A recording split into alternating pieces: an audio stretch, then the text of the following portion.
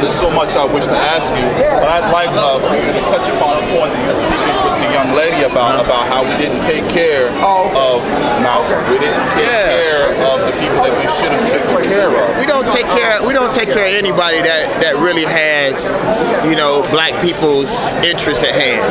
You know what I'm saying? It's like we lead the true fighters, the true artists. You know, think about the average artist today. Most of them telling you broke, you ain't nobody, I'm gonna come to your city and screw your old lady.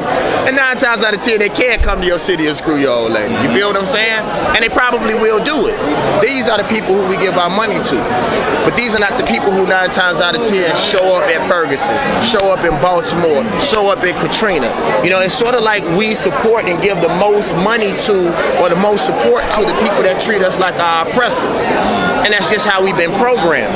I told somebody recently, I don't expect our people to support consciousness until we raise the consciousness of our people. You know.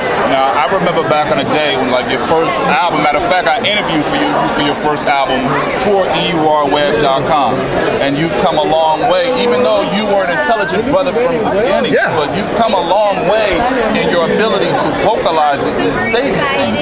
And I'm not as drunk and mad and depressed. And, you know, I take care of my body a lot better. You know, people want to say that I bumped my head, you know, 2 days ago and became conscious, but, you know, I've been conscious since the 11th grade, but I was just trying to figure it out.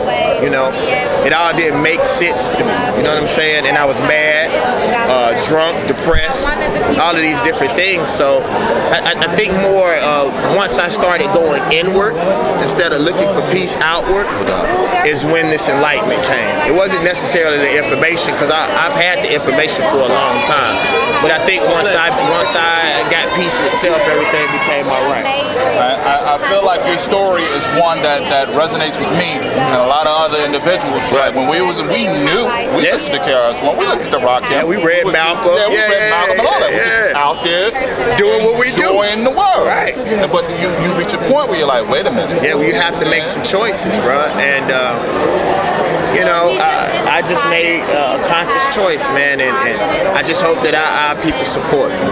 Now, what do you think about the phenomenon? I don't want you to, I'm not calling out no names, just doing my job. The phenomenon of individuals who are conscious on wax but don't show up when you need them to. Well, I don't really worry about them as long as I do what I'm supposed to do, because we really don't know their background. True. We don't know what they've been through. That's what acting has taught me. We judge people without knowing their backstory. You know what I'm saying? So I don't worry about that. As long as if I know, because if what we believe is true, we're gonna be judged alone. Or even if we're not gonna be judged, your story is only gonna be based on what you did. You know, I barely ever saw anybody write a dual story about somebody. You know what I'm saying? About two people at the same time. This is my story. I can only do what I can do, and hopefully when I do what I do, it'll put pressure on me. And lastly, brother, I have to ask you.